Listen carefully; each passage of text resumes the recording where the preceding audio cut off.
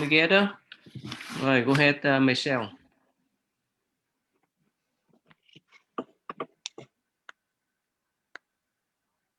No, say 3 times first. Do you remember? Yes. 1, 2. No. You have to say Namo Shakti Buddha 3 times first. Remember? Namo Shakti Muni Buddha, Namo Shakti Muni Buddha, Namo Shakti Muni Buddha. Okay, and tell them what they're supposed to do. When doing the meditation, you actually close your eyes, breathe in and breathe out. Don't hold your breath. Count every.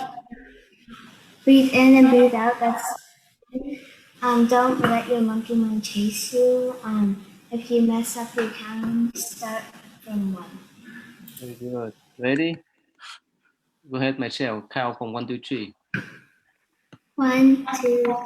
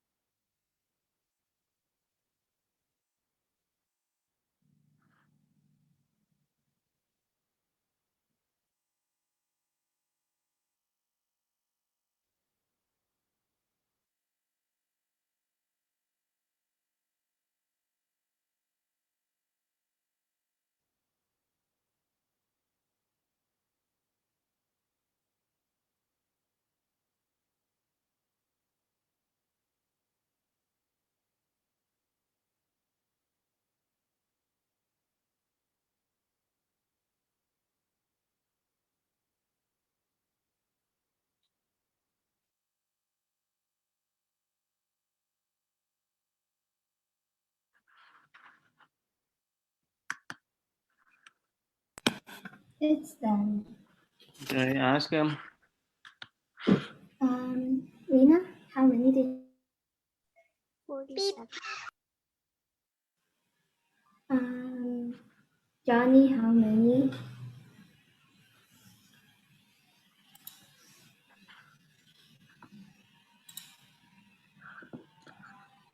Ask them, Michelle. Caitlin, how many did you get? 29. Vincent? Okay, good. So, Michelle, pay attention on these video clips and summarize for me, okay? Yeah. Thank you. You need to take a note if you want to, okay?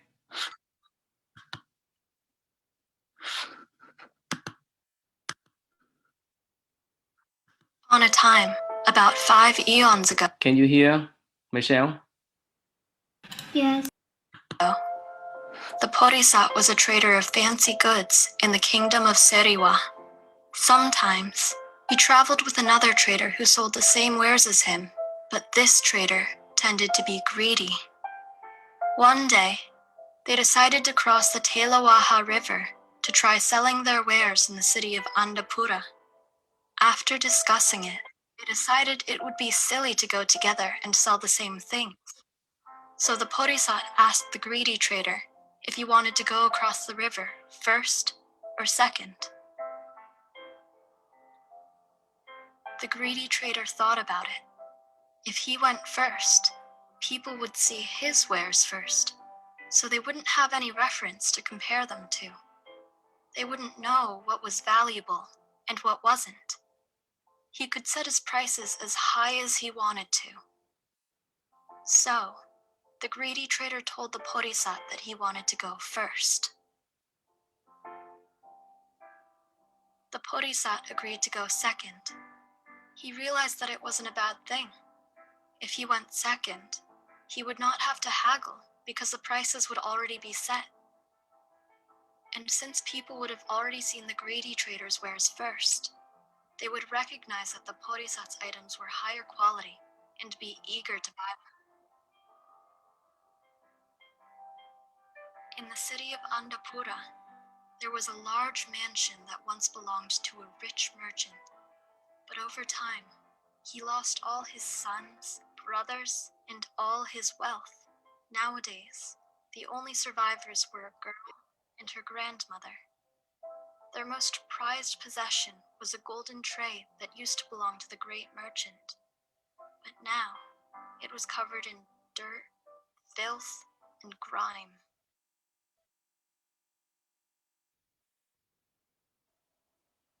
After the greedy trader crossed the river, he came across the decayed mansion. He saw that it used to be a grand house, but had broken down due to lack of repair. He thought, maybe they have some valuables left over that they can trade. So he yelled out, "Precious wares for sale! Precious wares for sale!" The old grandmother and her granddaughter came out to greet the greedy trader.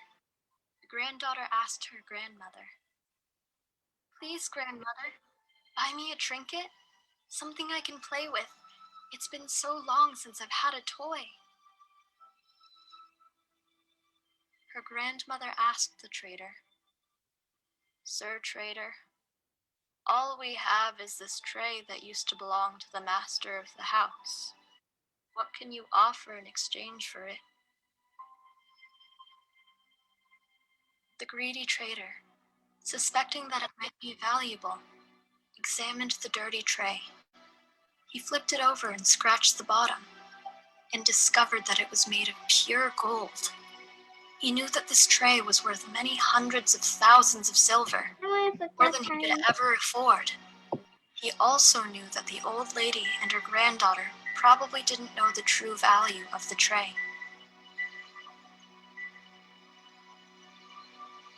Hoping to get the golden tray for practically nothing, he said, "You waste my time with this trash, old woman. This is not even worth a penny." He threw the tray down and said, "Maybe after I've sold my wares and if I'm in a good mood, I might stop by and give your granddaughter a trinket in exchange for that trash."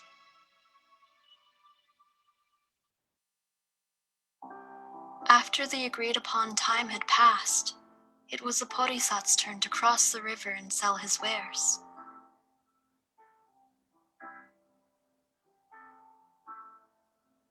The Bodhisattva arrived at the ruined mansion and saw a disheartened old woman and a young girl. He said, "Wares for sale, wares for sale."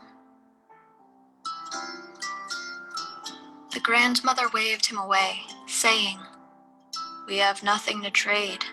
Do not waste your time here, master trader. We don't even have anything worth enough to get a trinket for my granddaughter." The granddaughter said, "Grandma, this trader looks nicer than that other man. Maybe he will trade something for the tray." The Bodhisattva took the dusty tray and said, "I'm sorry, I cannot trade you for the tray."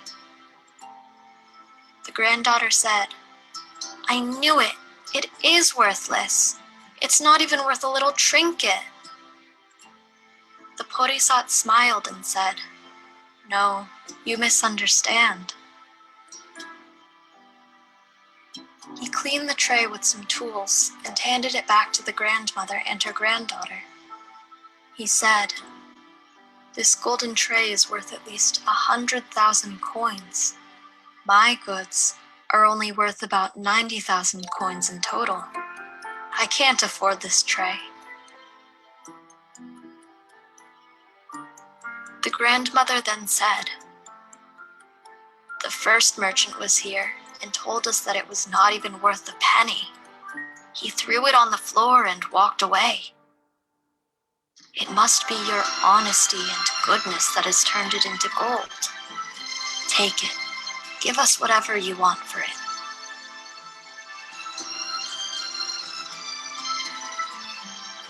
The Bodhisattva then said, All I ask is to keep my bag, scales, and 8 coins. Otherwise, you can have all my other wares for the golden tray.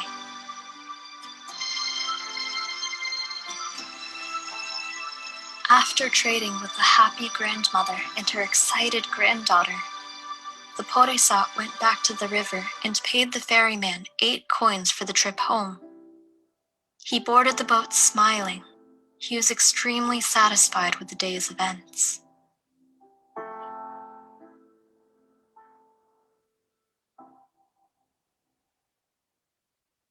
At that very moment, the greedy trader returned to the ruined mansion and said, "Through the kindness of my heart, I've decided to take pity on you and your granddaughter. Bring out that dirty tray and I'll give you a tiny trinket."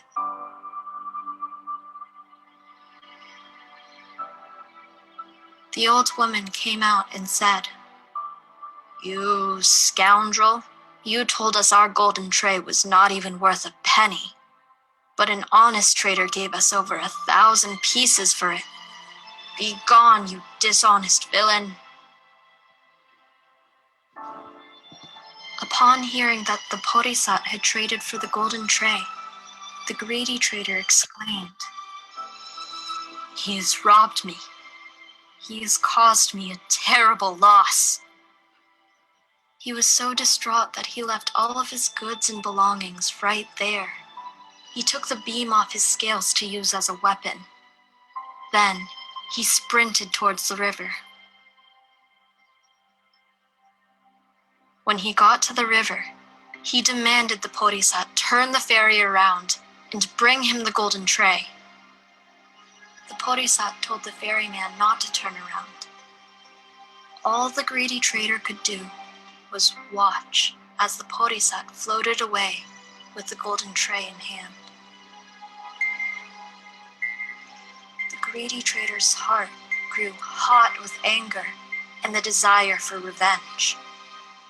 He repeated to himself, "You have stolen from me. You have cheated me. You have caused me a terrible loss." He fell to his knees and grabbed 2 big handfuls of sand from the beach. As he lifted his hands to the sky, intense hatred ignited his heart. With extreme energy and concentration, he made an intense soul aspiration that would bind him for eons. "For as many lifetimes as the number of grains of sand within my 2 hands, may I follow you each and every life you were born, until I have exacted my revenge upon you, no matter how long it takes."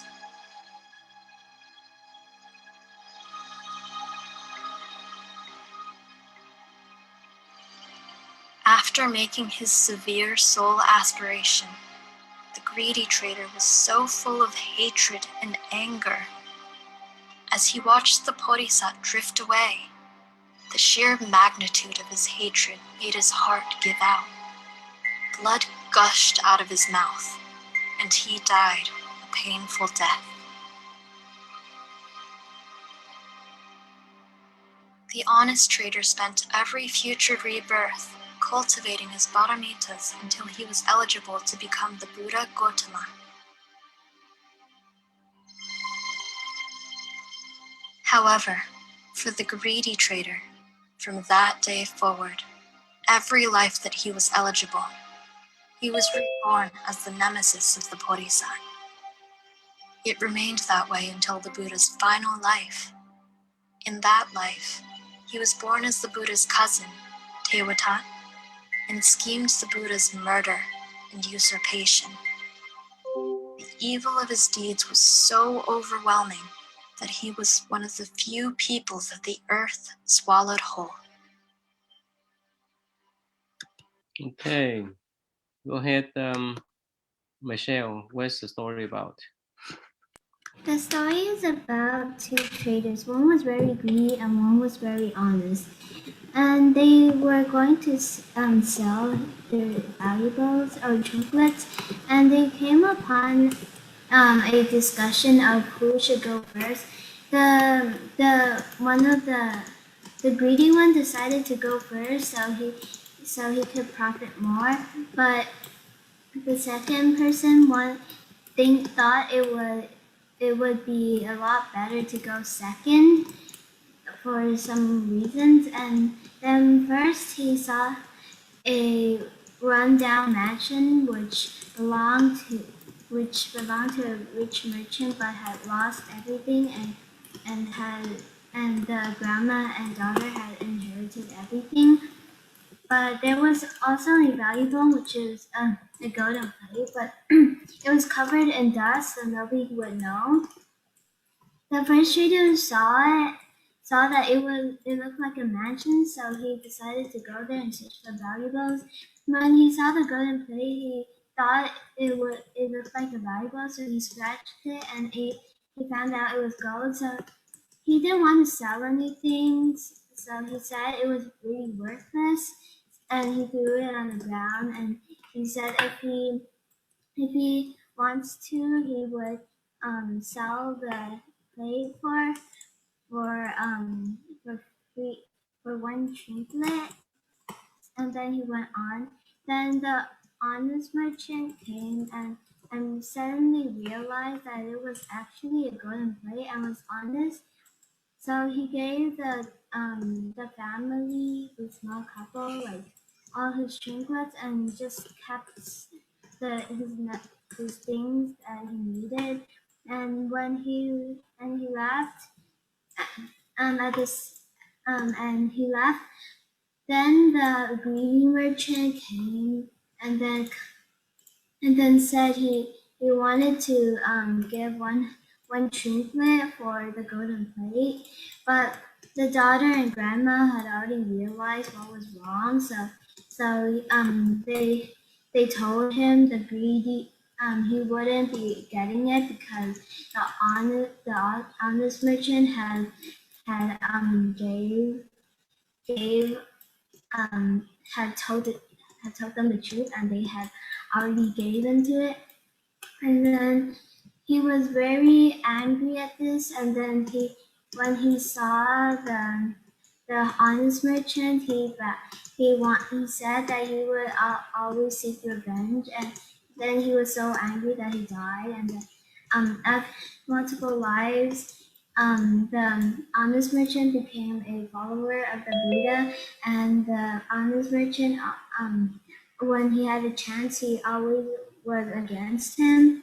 And then on the last rebirth, the honest merchant was a very good monk,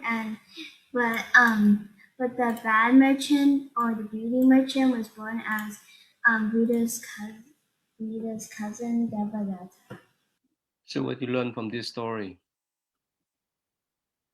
Always be honest and don't be greedy. Okay. Caitlin Young, what you learn from this story? Like if you keep on building up hatred, it will just get worse. Can you give an example when you have so much hatred, when you're so angry with someone else? Can you sleep? Can you eat? No. Why not? Let's say your brother, he messed up your room and you're so angry. Can you sleep? Can you eat?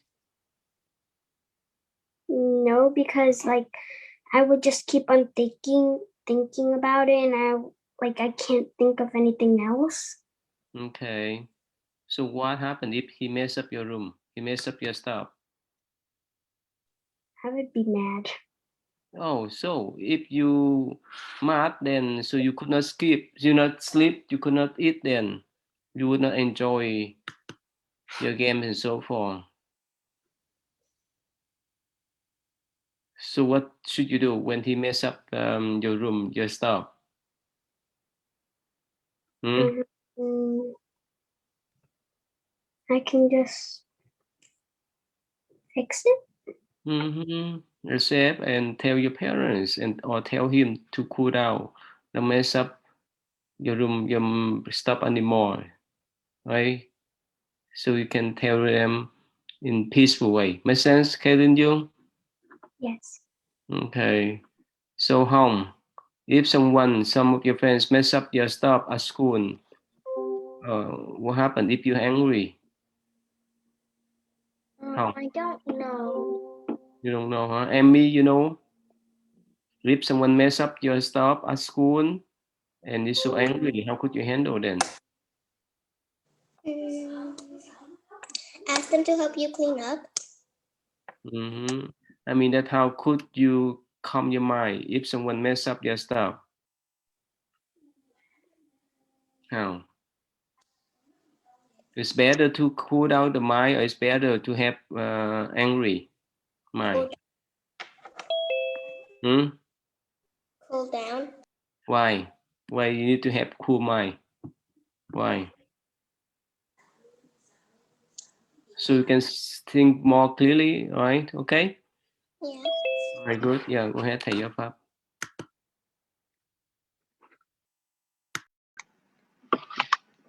Hello everyone, how are you? How you guys doing? Yeah, good. Good. Okay, good. Yeah, good. All right. Okay, let show you the. Gotta go study now. No more playing games. Gotta. No, I need to do. Okay, let's do this. Let's see. Let's see. Let me see who can help me with this.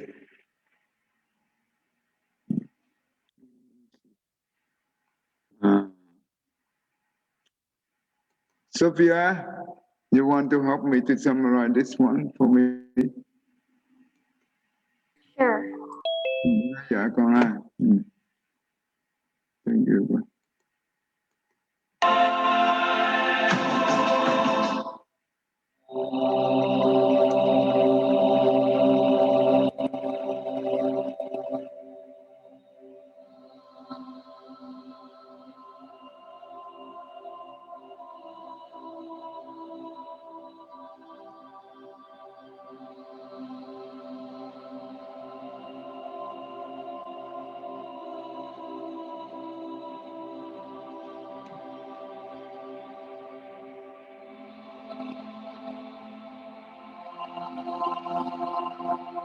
Oh, Sophia, can you read the word on the screen?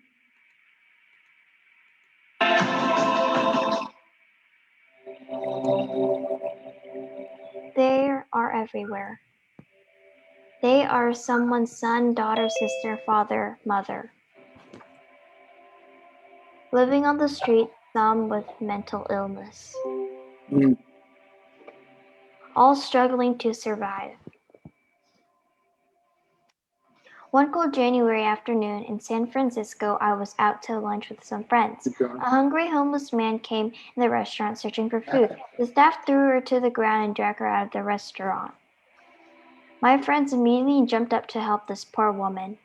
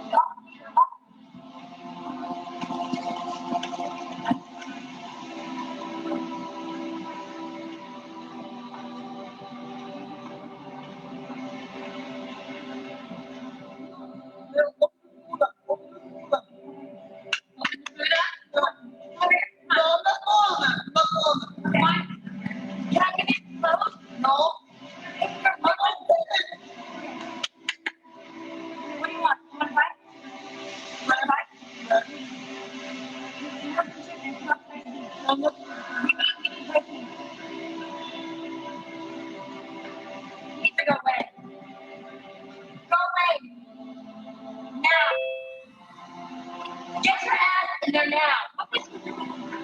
Picking her up. In the restaurant? Yes. Bye. Oh, that's good. Good. Good. You want some water? You want some soda? You're gonna be okay. Do not let me put your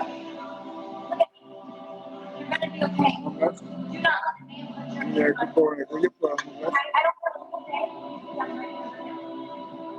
Rồi mình đi nhận rồi. You are going to be okay. And I want to let you know that you're better, that you're worthy, that God loves you. You are not a mistake. You understand it? You are not a mistake. No, I'm sorry. You are worthy. You are God's masterpiece. When He made you, thank you. When He made you, He didn't make a mistake. You see that? Look in the eyes. I'm still getting your straws. You can't figure out how to make a straw, okay? Look at here. I'm fine.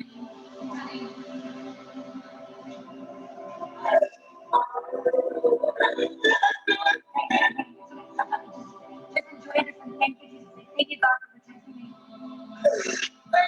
for protecting me. All right, Sophia, can you summarize what everything is taught? So there is a poor woman with a mental illness who got dragged out of a restaurant because she was poor, and this lady came and helped her and gave her food. Besides that, she also did what? Besides food, what she did to the lady? She talked to her and told her that she is worthy. Yeah, she's worthy, and to make sure comfort, to make her feel comfortable, right? Yeah, and she hugged her too. Right. Is that easy thing to do? No. No, when we see this, I don't think a lot of people can have the courage, the gut to do this, right? No. Okay. But you know what? This is what we call the compassion, right? Yes. This is truly compassion.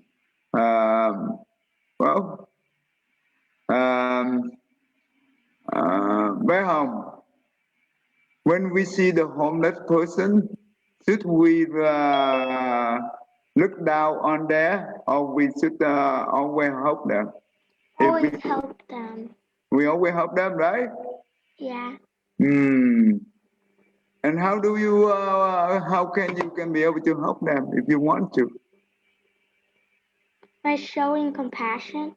Wow, how you show the compassion? Give them food to eat and help them. Wow, that's great. That's great. Emmy, how do we show the compassion to the homeless person? Yes. How do we show the compassion to the homeless person? You can give them food. Yeah, besides food, what else can you give? You can like buy a sleeping bag for them. Oh wow, that's a great thing to do, right? But you have to save your money, right? To do that. Is that true? Yes. If that's your mom, let's say that your mom gives you $1 a day or $2 a day, would you be able to save it? And maybe you can, in the future, you can buy the thing and give to them? Yeah. Oh, wow, that's great. I like spend half of my money because I also need one for college. The money for college too. Okay, you can save some money for the college and also save some money for the homeless. Okay, that's good. That's right. Thank you, Con. Okay, all right. So don't ever look down on the homeless. Always help them if we have a chance. So every month at the temple, we always give to the homeless. Okay, that's how we do it. Okay, thank you, con. Michelle, what can you say to everyone before they go to the student? We should respect our tutors so turn on our cameras, stay muted unless we want to ask something or answer something, and pay attention. Okay, thank you, con. Keep your camera all the way up. Thank you, everyone. All right, Kolan, go ahead.